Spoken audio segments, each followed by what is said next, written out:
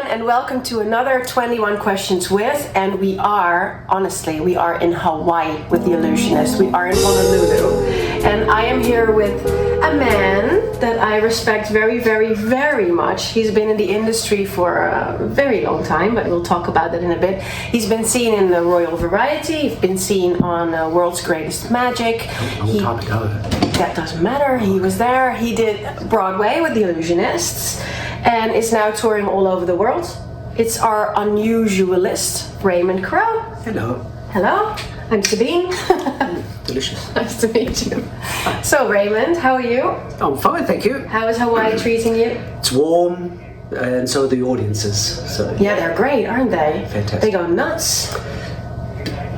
let's lock them up and keep them. Yes, we just tour with the audience from now on. Are you ready for I'm the ready to 21 roll. questions? Yes, ma'am. Okay. I'll do my darndest. Here we go. Question number 1. Who are you? I'm Raymond Crowe. I'm from Australia, Adelaide, South Australia. And do you want me to say how long I've been performing and stuff? Yes. Oh, so Whatever you want to. Oh, okay. So whatever. now I started magic as a kid, and I used to play with puppets and ventriloquism. Oh, did really? you? Yeah, I did. And then I had a job I didn't like. I used to fix telephone arts machines and photocopiers many years ago, and I studied mime part-time with a very good teacher. And about 21 years of age, I think I went professional, I think. Mm-hmm. And I've been doing it ever since. And what was your first gig? Do you remember? Our first professional gig was in a shopping centre dressed as a spaceman. Cool. It's hideous. Doing all the. Yeah, kind of. I think it was probably a bit like Mork and Mindy sort of spaceman. It was just sort of like a show for a library sort of thing. Yeah. But was it more magic or a mime or ventriloquism? No, it was me just going zip up, spaceman. Nice, nice. But I mean, you were in. You were working, off and so- running. Yeah. Yeah, you made don't your know any money better, and yeah. you were happy. Yeah. What do you stand for?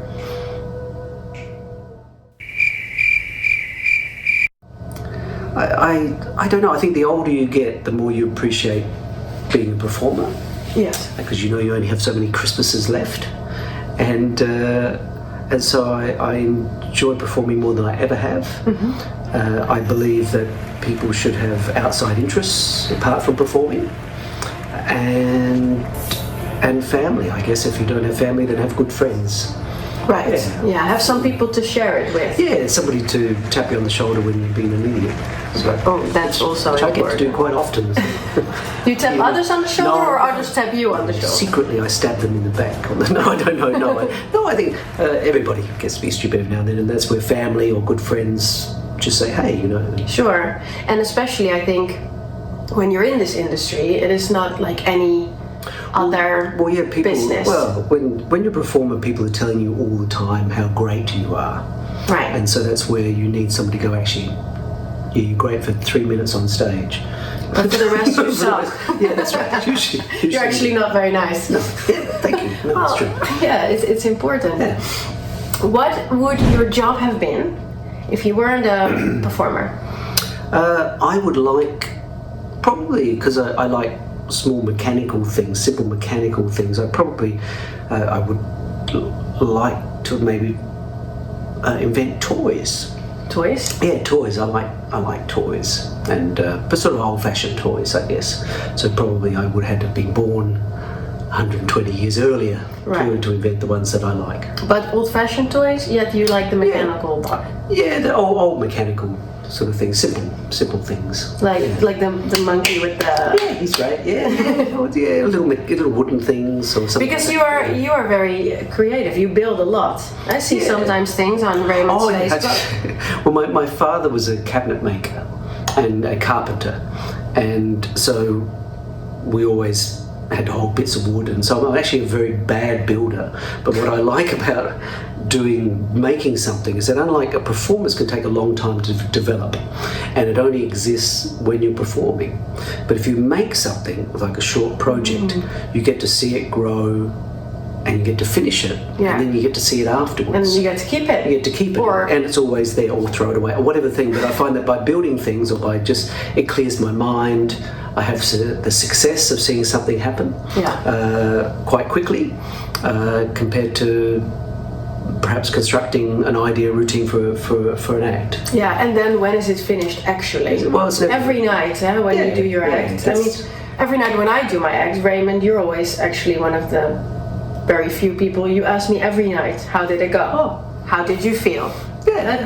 Can you do something else? Well, I think if someone says that to you, that makes you think back to, oh right, okay, was there something that went really well that time, or is there, oh yes, I shouldn't do that, or whatever, you know.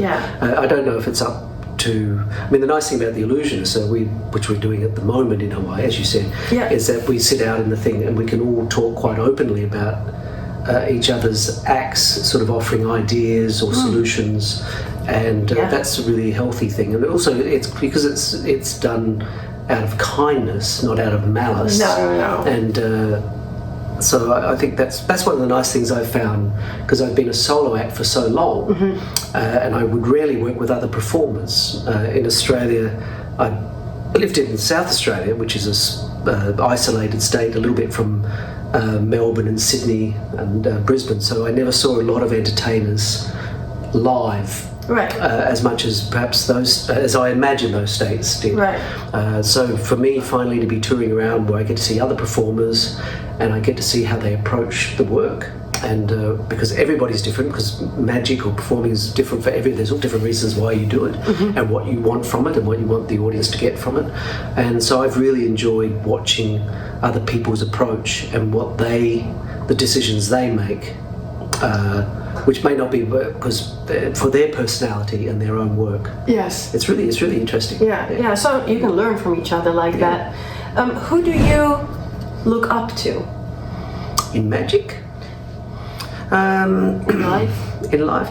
I think most of my heroes are no longer with us, only because it's easy to put people who you don't know on pedestals as well. But I really look up to people who are honest in their work, and who I don't mind if they're original or not original. I just mind if they love what they're doing. Right. What I really admire are people who love it, and so I mainly like performers who love it and love their audience, you know. But we all do it for different reasons at different stages of our life as well. You know, what you want when you're younger is probably more people saying you're great or whatever, because we need this. You need, but you also need a good base of self-esteem, because otherwise this life is pretty tough. Yeah, it's tough. So it's good, I think, in the beginning that you get lots of encouragement from people, and great, you know, and then later I think, because you know, sometimes people start off with, oh no, do this and do that, and then I think, oh, give someone a little bit of time to find. Yeah, they have to find their own voice, and that's really only through time and repetition. Right. You know, I always use a director. On anything that I do, I will create the work and then I'll get somebody in, pay somebody to come in and look at it. And the nice thing about that is you don't have to do what they say. No. But they might just say, oh, why are you standing there? Oh, well, I have to stand here and do my secret thing. Well, couldn't you do it over there? Yeah. Oh, no, because I always do it here. Yes, and then a good director will just shape the act. Yes. Not offer solutions to the act. No. But we'll say, that's really, and find those moments that you may not recognise as the juice in the routine, but they might go, you know, the thing that they really like about you is this. So let's tease that up, and also by using a director or by bringing in a writer or a musician. Sometimes I've always tried to reinvest in the work. Don't just take. It always grows bigger. You can't all do it alone. One opinion is never geniuses can, but I'm not a genius. But I'm very few people are. No, yeah. But so when you were younger, it was not that you had one idol that you look up to, and that's why you... Well, yeah, probably, I had, in magic, there was Fred Kaps. Right. As a kid, this is nice for all the Dutch people. It was magnificent, and he loved. You just felt this warmth from him, and he was a great actor. Yeah. And beautiful magic, and in Australia there was only very few magic shows when I was a child that would be shown on TV. So one of them was a FISM from Paris.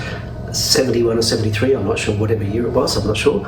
And there was Fred Kaps, Richard Ross, Shamada, who I adored as a... We now have two Dutch people in this lineup. Yeah, of course, yes. You're doing really well. Well, Tommy Wonder I thought was fantastic, of course. So they were... That was what I saw as a kid, perhaps what a magician might be. Yeah. And then my hero act is George Carl, who's a little American clown, silent clown with a microphone. It's the greatest act, it really is. And when I was younger, I used to think, oh boy, I'd really love to have an act like George Carl, as good as that, by the time I became his age. But in Australia, we have a small population. There's only 24, 26 million people in the whole country. Right, yeah. So you have to keep redeveloping new ideas, so you don't get to work on that same act the same as you might in Europe, right? Where you can just keep touring around forever. Yeah. So in the end, I thought, I'll never reach the quality and the consistency of what George Carl had. But on the other hand, when I finally called myself an unusualist, that allowed me to do all sorts of other things. I didn't only do magic, like do mime or ventriloquism or puppetry or clowning a little bit. Yeah. I find it when I look at you. Yeah, well, there's a lot of George Carl you a Chaplin. little bit of our clown. Yeah. Happy to be clowns. I think clowns are amazing. Me too. What is your favorite act in the whole wide world? That was George Carl. That was George Carl. Yeah. We covered that. What is the biggest or most important show you've ever done? Well, I guess as you mentioned before, I did way back in '96. I think I did World's Greatest Magic in Las Vegas, and frankly, it was never really shown in Australia until a few years later, and I never benefited from it as such. And then, cut forward 20 years or whatever since that happened, I met some magicians with the Illusionists, but also I've met people over the world who are now at maybe 30 years of age who saw my little act with billiard balls back then, and they still remember it fondly. So that was great. But at the time, I really didn't enjoy the process. I wasn't doing the routine all the time, and I was asked out of the blue to do this thing, and I was very nervous. Yeah. And everybody else was going off to Monte Carlo and somewhere else. I was going back to Adelaide afterwards. Did you do TV before that? When I was about 19, 20, I used to do a lot of children's television in Australia. I was on a program called Here's Humphrey, which was like a big suit bear. I was one of Humphrey's friends, and I used to... I thought you were the bear. No, they offered me that. Oh. And it'd be sweaty in the costume. I sweat anyway, and so I did. And for children's television, I did some nice. stuff. Yeah. That's cute. Yeah. Next question. Any rituals or superstitions before you go and do the show? I like to do a physical warm-up. Yes, I see that. Yeah, swing my arms and legs and all that. And then I feel in the space. I do a vocal warm-up as well. Oh, you do? Yeah. How does that go? Just opens like up there, and that helps. And then I also muck around a lot backstage with the crew. Yes. I always try to make them laugh. And that's like an affirmation that, I am going to be funny when I get on there. And if they can laugh, anyone can laugh. Right. So that's what I do. I play around back. Not destructive, because the other acts are on. So it's just really just finding funny things to do or make somebody giggle. Yeah. Something before you go on. And keeping yourself busy a little bit. Are you nervous? Less now, but apprehensive. Right. Is always apprehension, and then but once you start, it just kicks in. It drops away. That's weird. Yeah. I have that sometimes. Yeah. I had it. We just did an 11 o'clock show because we have AM. three. AM. Because we have 3 shows today. But I just had it when I was waiting behind the curtain, and then I have these weird nervous tics, and then all of a sudden I am 100% sure I'm going to faint. Yeah? Yeah. I think most people have that waver, but then that becomes a process that you start doing each time as well. Because unless that happens, you don't feel... No, well, I try to ignore it, and then because I know when the curtain goes up, I feel fine and I just do my thing. But yeah, I always feel like I'm fainting, so I go. Yeah, I see some people that like they can be standing in the wings talking and go, oh, they get and their name is being announced. Go, just a minute. They go on, they come off, and they continue the conversation. No, I couldn't do that. I couldn't do that because. Next question: what is your favorite theater to perform in the whole wide world? I don't know. I don't really. Well, I like performing in old theatres. Yeah. Especially when we did the US tour, because we got to go to some old vaudeville houses, and so that's a dream of mine. And but I find as the nice thing about the Illusionists is that you're always playing a nice theatre. The hardest bit is when you come off the tour and you go back, like I do corporate work in Australia, and suddenly all the conditions aren't there. You don't have somebody calling you to the stage. You don't have the sound operator who's going to, and the lighting's not there. So you can get spoiled pretty fast. So we get spoiled. But I like the older theatres. The older, with the history and everything. Probably not too big. I like them when they're really close, when the audience is right. Yes. Right there. I think for your act that's also nice. Yeah, you need to see them, I think. For me, I like see to their expressions. Yeah. What is your favorite music or band? What do you like? I used to really like the Beatles. I was always behind time. So when I was about 18 years old, I discovered the Beatles of all things, which had already faded away. And I used to listen to a lot more music than I do now, because I was always searching for music for acts, and I was always inspired by music. But in the last few years, I've commissioned music to be written. Yeah, you work with a composer, right? Yeah, a great friend of mine, Stuart Day, who wrote the little 8-ball tango thing I did 20 years ago, which is really what sold the act. And then in this show, there's Jonathan's using a couple of pieces of my friend Stuart's here, and that's the other thing. If you work in a show like this, you got to have the copyright for the music yourself. Otherwise, you'll be given music, a choice of music that they have a library of music that you could choose from, and it may not be quite exactly what you want. No, not really your style of your personality. Well, what or who gives you the most inspiration? Probably the nowadays. I was talking to somebody about the creative process and that, because I'm always interested, because some people really do have processes that they use and stick to, and mine tend to jump around. Sometimes it's inspiration. I'll have most ideas are like a combination of number of ideas, and suddenly you go, oh, if I put that with that, I could have this. And so for me, I studied a lot of silent movies, and so like if you have Charlie Chaplin or Buster Keaton or Harry Langdon, but when you look at what's interesting about Chaplin is that he's basically replicating musical acts on film in the early films. So each little scene is like a little act. It has the character comes in, the event happens, there's a resolve, and he exits. Right. And so from Magic Act, that's a great structure too. Yeah. So by I guess I absorbed a lot of Chaplin's mannerisms, which at one point I tried to get rid of.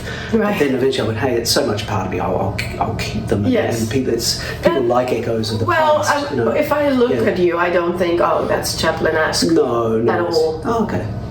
Actually. Sure. Anyway. Do it more. No, I just see Raymond. Yeah, so the secret is to find, years ago my mime teacher, Madame Zora Sambarova, she was a strict Czechoslovakian madam, originally an expressionist dancer in Czechoslovakia back in 1938. She was the first person to dance Juliet in Romeo and Juliet to the Prokofiev score. So she was the real deal. And when I was about 18, I was studying mime with her, and she said, "Ne, Ray, you will not be young forever, and you must replace. And you only have." The accent comes and goes, but you only have so much natural talent, and then it is hard work, and then you must replace talent with skills. because eventually you won't be young. So, and so over the years, I've sort of heeded that as much as I was never as disciplined as she would have wanted me to be. Well, you were not from Czechoslovakia. I was not from 1938, but yeah, and so I think the secret is to keep bringing other people into the fold, learn new skills. They may or may not come into your act, but it's good to have an outside hobby or something like that, or an interest. But I've found that all those things all tend to come together because you're looking for ways for them to it's never lost. Nothing's any ever new wasted, skill, even if you're like, well, this was cute, but I'm not good at it enough to do it on stage, then still nothing is lost. So you learned how to play slaps the other day. Yeah, exactly. Okay, let's go. So I need to explain. So I am waiting before the show starts next to Raymond, and we're always quite the first ones just hanging out because I also like to swing my arms before we start. Yes. And then he taught me how to play slaps. Here's a little demonstration. Are you starting or? You can start because I know you enjoy it. Woo! Got you. Yeah, but you're pretty good at this.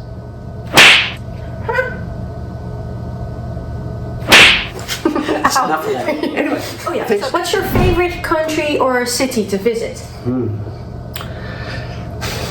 I really enjoyed being in France, and I really enjoyed being in the UK because, and also America and the US, because as a child in Australia, most of our television would either be from the UK or the US, and of course Paris with such iconic images that you've seen, you just go, oh my God, that's the Eiffel Tower. That really does exist. Yes, it does exist. But I've really enjoyed. Because each country has its own feeling about it, and the nice thing about it is, you know, when you do the different countries, is that people are people, in the end. You know, especially and the joy is when you're performing in another country. It's not your language, it's not your culture, and they still understand and like what you do. I find that's really neat. Yes. You know, and so for countries, I really like Japan too. I really enjoyed. I've never been. I'm curious about Japan. I really like. But when you go on holiday, for example, do you then what kind of holiday is your ultimate? I don't know. I don't really go on holidays. Because you don't always. I want somebody to pay me to go somewhere. You don't have to go to like a sunny climate because you have sun all the time in Adelaide, so you don't have... Oh, it's fun to see snow and things like that, because where I live in South Australia, we don't have snow. No. Although Australia does have snow, in South Australia we don't. And so that was kind of fun with the European tour, or when we were in Canada. God, we could get around, don't we? And that's been the nice thing with the Illusionists too, to be able to see more of the world and work in beautiful theatres. And yes, we are lucky. You're the luckiest boy in the world. I am. That's what Raymond says when he's about to eat something that he really, really likes. I'm the luckiest boy in the world. I am. So, hey, funny, what is your favorite type of food is the next question. Well, I'm a vegetarian. Yeah, I forget that all the time. Yeah, I don't. And then we drag you to a Brazilian steakhouse and then I think, But there's always something. And that's the great thing about, I eat eggs and cheese. Yes, you're not vegan. Oh, no. And it's not by any other choice, except I never liked it as a child. You just don't like the flavour. So when my mum and dad stopped force feeding me meat, Good. That was okay. But and the great thing about being a vegetarian is when you go somewhere, you look at the menu and you go, there, because if there's just one option, that's what you have. Yeah. So food has never been my great passion as such. I enjoy curries and I enjoy salads. I really like salads. And you like sweet things, like treats. Well, not often. Well, the other day I had that strawberry. Yeah, the milkshake. Oh, and then the gentleman came out and he poured the rest of it into the glass. And we're still in America, although we're in Hawaii. It's still America. So it's IHOP massive milkshake. That's right. And then he came out and he poured some more into Refill. it. Too much and then we were in a car, and I really. All that milk. I thought you were going to be sick, and I thought I don't want to sit in this car when Raymond is going to chuck up his strawberry milkshake. What is the stupidest thing you've ever done on stage? Many things. Hopefully, most of them are when you're starting, because you have to try everything and anything. So, and I used to have a flea circus routine, which was based a little bit on a Charlie Chaplin thing.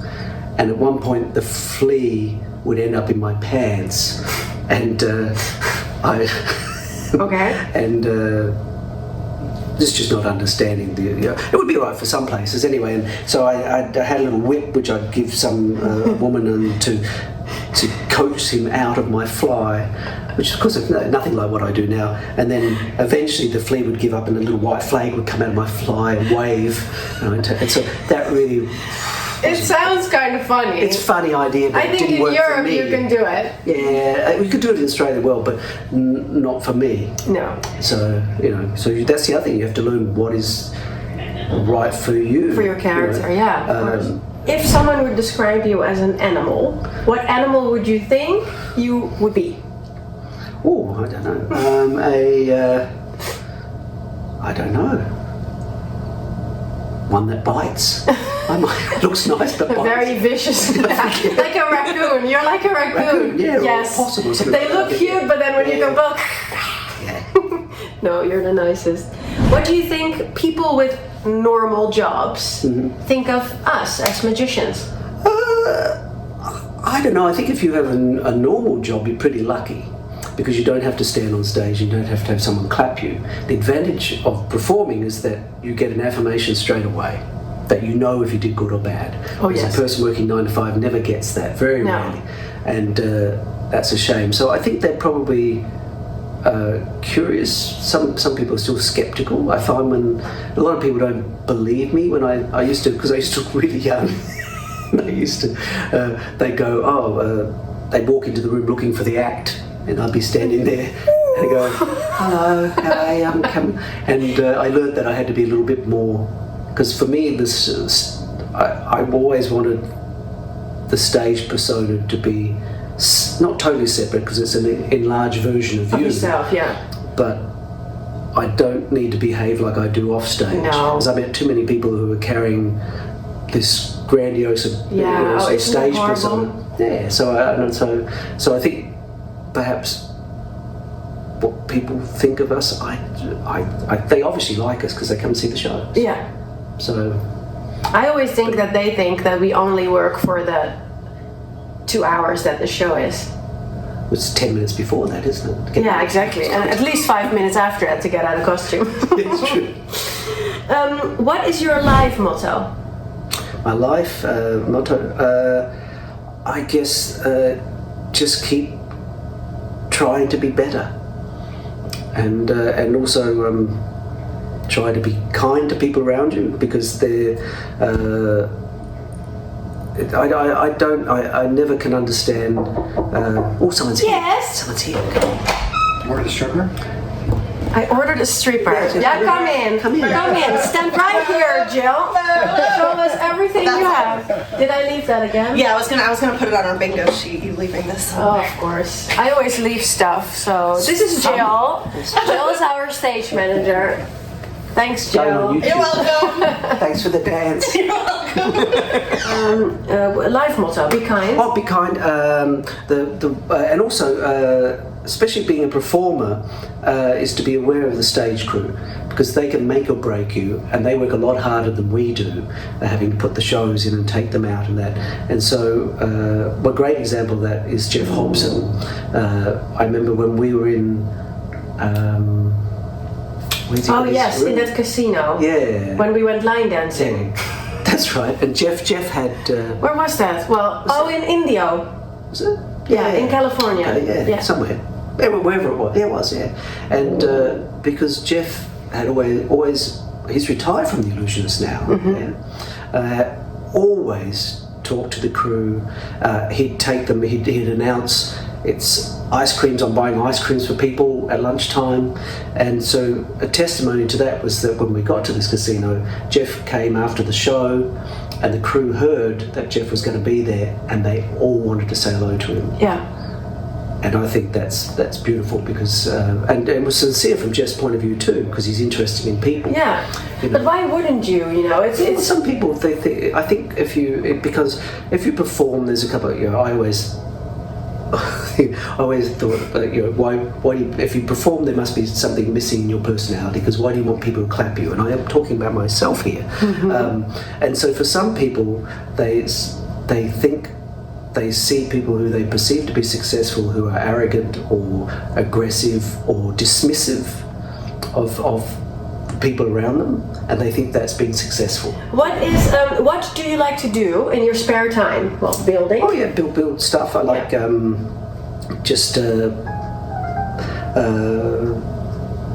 the greatest joy I get is to think of a project to make and hoe into it, and I'll work all day, be 40 degrees.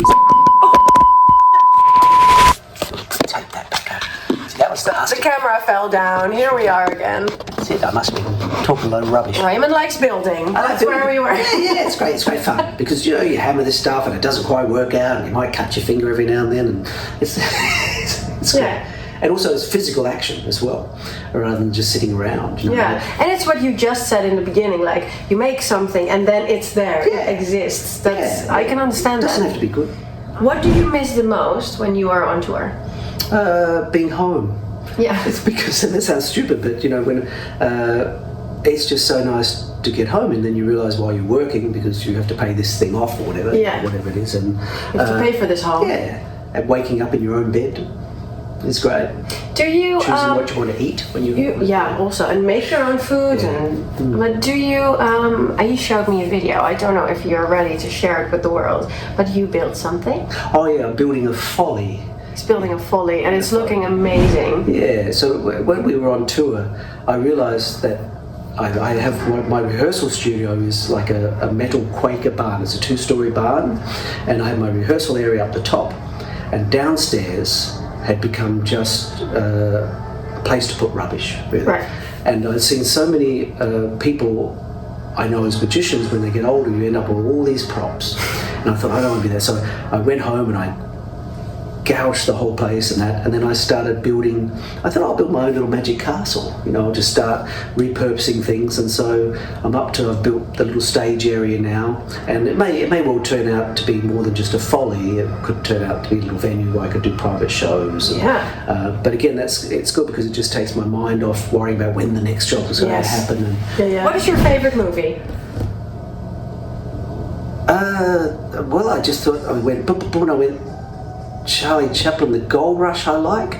And if I had to say another one, I really like the French movie Amélie.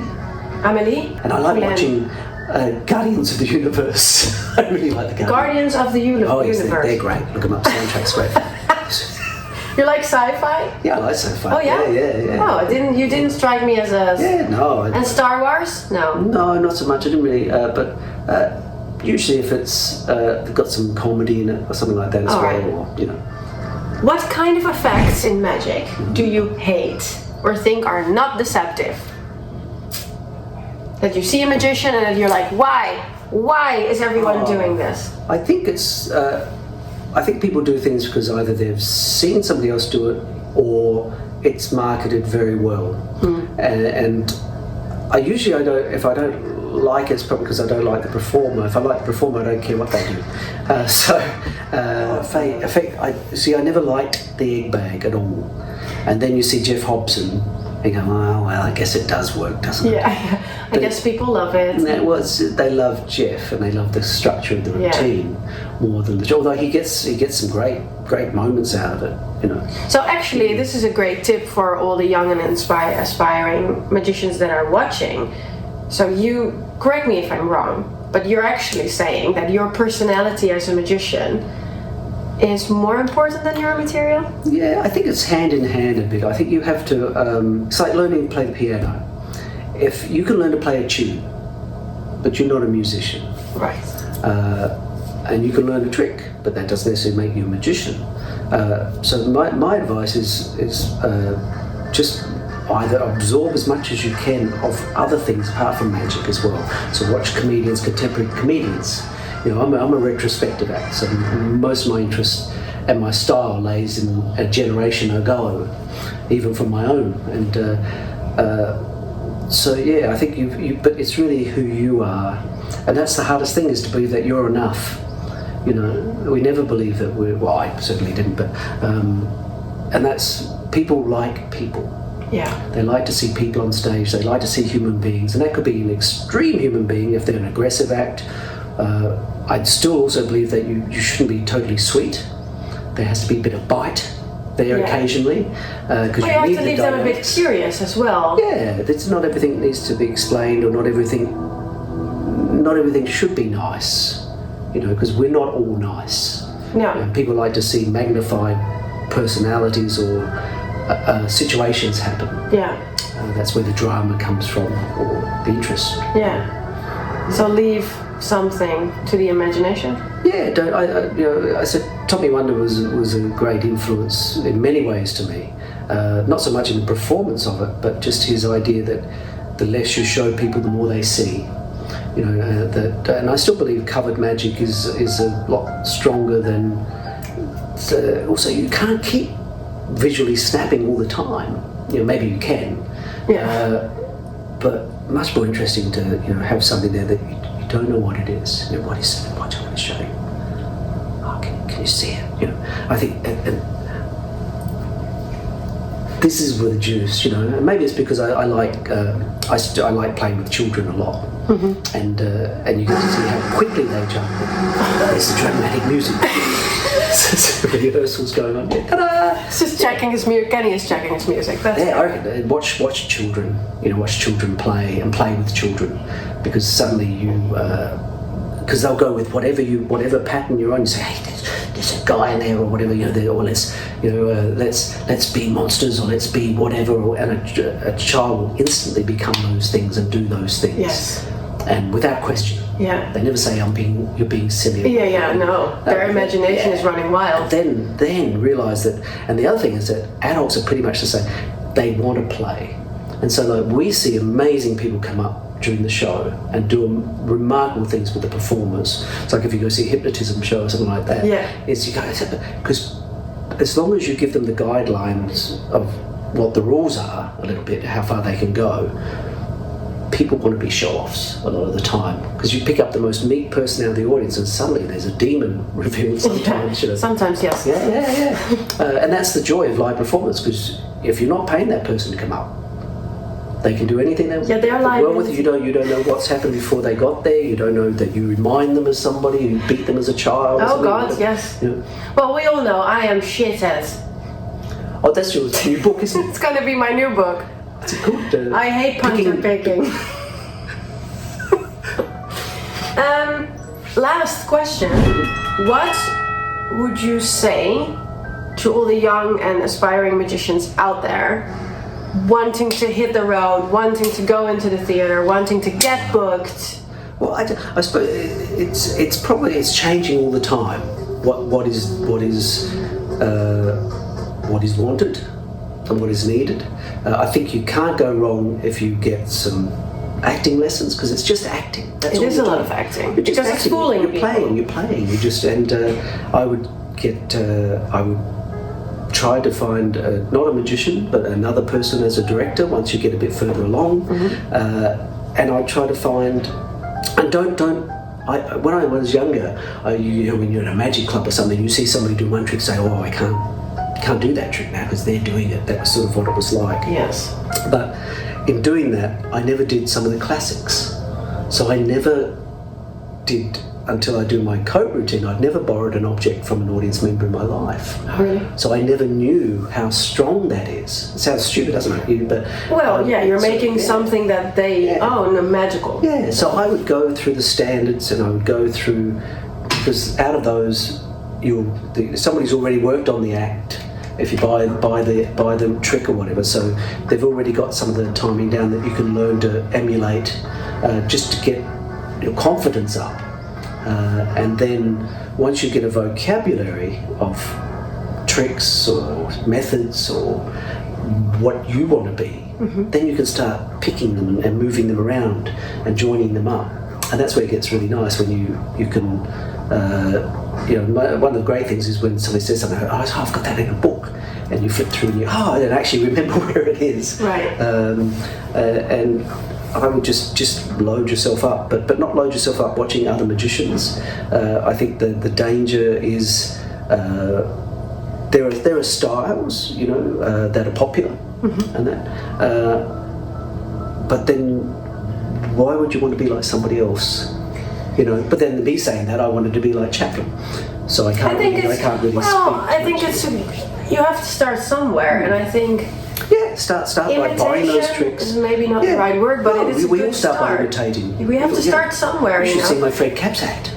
It's amazing. Terrible. It was terrible. No, but I mean, how can you start from nothing immediately into this creative, original, new? Well, if you're a genius, sure. But I mean, things grow, and the we're ongoing not. thing is that you just get better. You get better, and you get used to putting these things together, and you start feeling what is right. You know? And never be afraid to ask for help. That's really the biggest thing. Yeah. You know, You can't do it alone. Yeah. Get people, and then suddenly the thing grows really fast. If you just by yourself chipping away, you'll get there, but you could get there a lot faster. Yeah. And that's really that. And that's the joy, because as I said, you know, I go, oh, how many Christmases have I got left to keep performing? Yeah. So I want to achieve things faster. So by either through process and help, you know, that's really my secret is never being afraid to ask other people. Yeah. Wise words from Raymond Crowe. Even though I still sit away chipping away at something for ages. Well, thank you so much for this interview. It's been an honor and a great pleasure to interview you for 21 Questions. Thank you. Let's not interview Paul de Beck. We're not interviewing Paul de Beck this time. Yeah, we think he really wants it, so we're not doing it. So, but maybe that's a nice idea. You can leave a little comment under the video and tell me which magician you really want to see. Yeah. Because I always choose myself, but maybe it's nice if they can ask what they want to see. Dare. Give me a good one. Well, thank you so much. That's my pleasure. We have to get ready. We have to do 2 more shows today. Yes. All right. And I hope you enjoyed it, and we'll see you next time. Bye-bye. Bye. See ya.